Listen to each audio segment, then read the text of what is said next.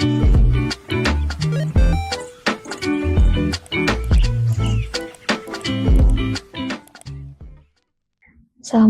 warahmatullahi wabarakatuh. Jumpa lagi dengan saya Nisa. Pada kesempatan kali ini saya akan mengerjakan tugas 2 praktikum pemrograman berbasis web.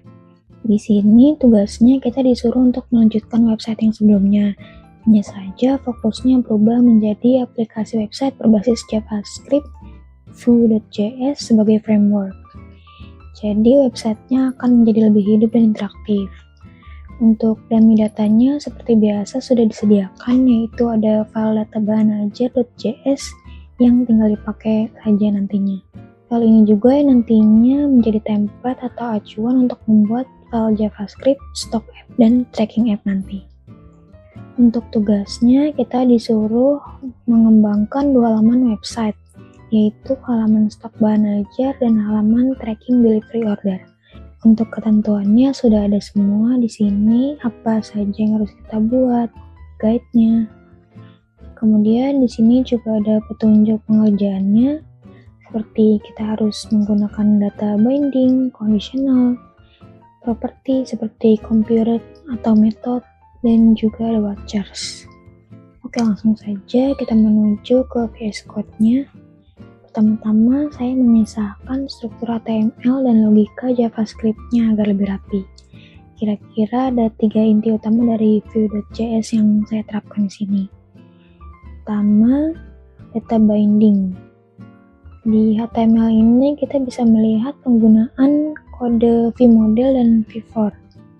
Jadi apa yang kita ketik atau pilih di layar nanti, datanya akan otomatis tersimpan di JavaScript detik itu juga, tanpa perlu mereload halaman.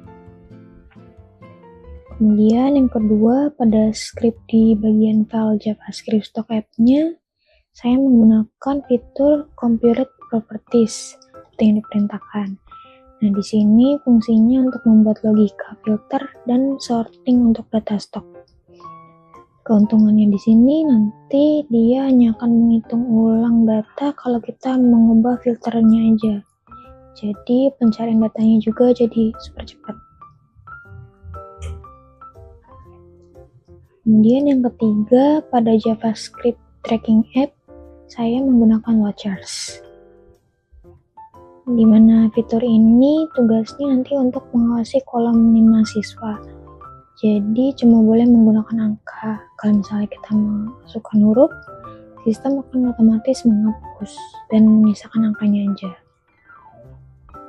Kemudian watcher ini juga yang bertugas memunculkan harga otomatis pada saat kita memilih paket bahan ajar nanti. Nah, sebelum menuju ke halamannya, saya akan memperlihatkan dulu seluruh script-nya. Mungkin bisa di-pause dulu untuk lebih jelasnya. Kira-kira seperti ini saja yang saya buat.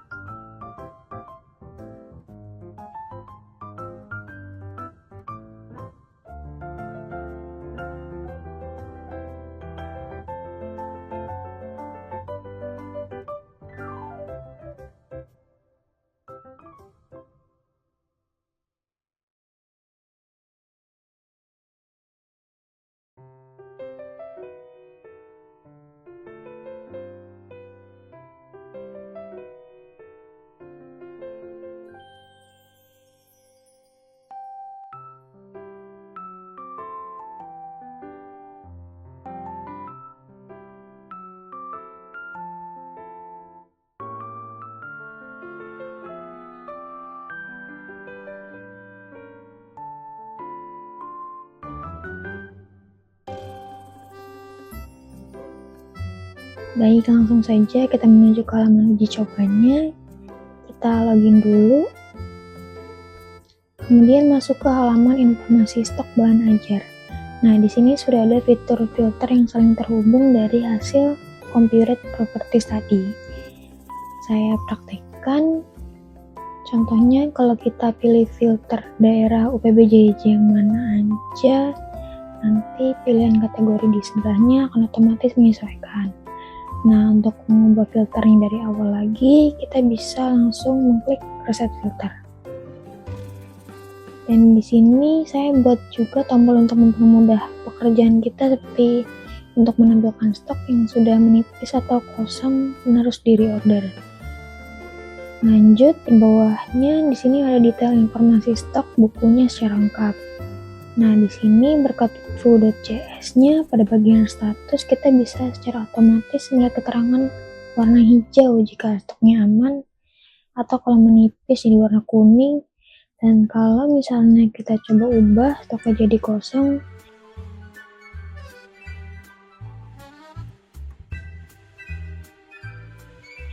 berdasarkan angka stok dan safety stoknya, maka keterangannya akan berubah otomatis menjadi warna merah bertulisan kosong. Nah, untuk data lainnya juga bisa kita edit semau kita. Hanya dengan mengklik edit nanti akan muncul kolom untuk ngedit. Oke, kita batalkan dulu. Selanjutnya di bagian bawah sini ada fitur form untuk menambahkan data. Misalnya di sini kita buat ngasal aja, contoh kode MK MSIM 4403, buku data mining, kemudian UPWJJ Padang, kategori praktikum, lokasi rak, jumlah stok, ngasal aja dulu di atas safety stoknya supaya aman. Harga misalnya 70.000, catatan cetak ulang edisi 2. Nah, nanti akan muncul stok baru seperti ini. Next, kita buka halaman tracking pengiriman. Di bagian atas ini ada fitur form untuk menginput delivery order baru yang tadi kita buat menggunakan data binding dan vouchers. Nah, misalnya kita coba buat yang baru, nomor DO-nya sudah otomatis melanjutkan data yang sudah ada sebelumnya.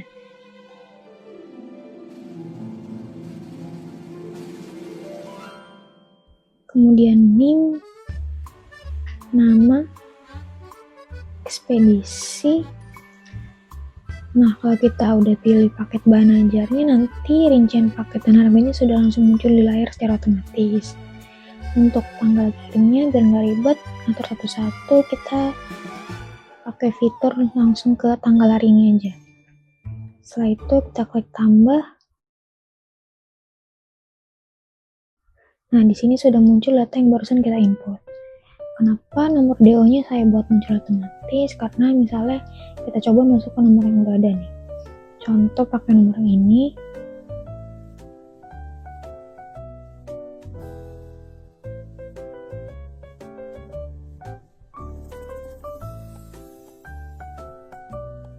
Nah, nanti akan muncul peringatan untuk mengganti nomornya karena sudah ada yang pakai.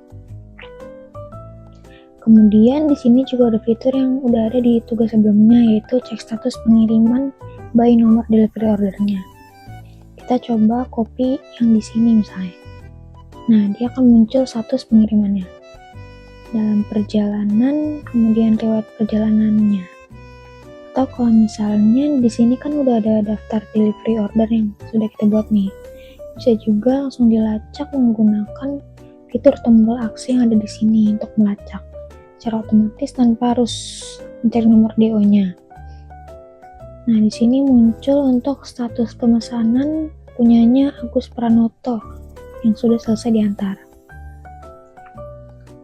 Nah, sekarang yang terakhir kita coba melacak pengiriman yang nomor DO-nya salah. Misalnya,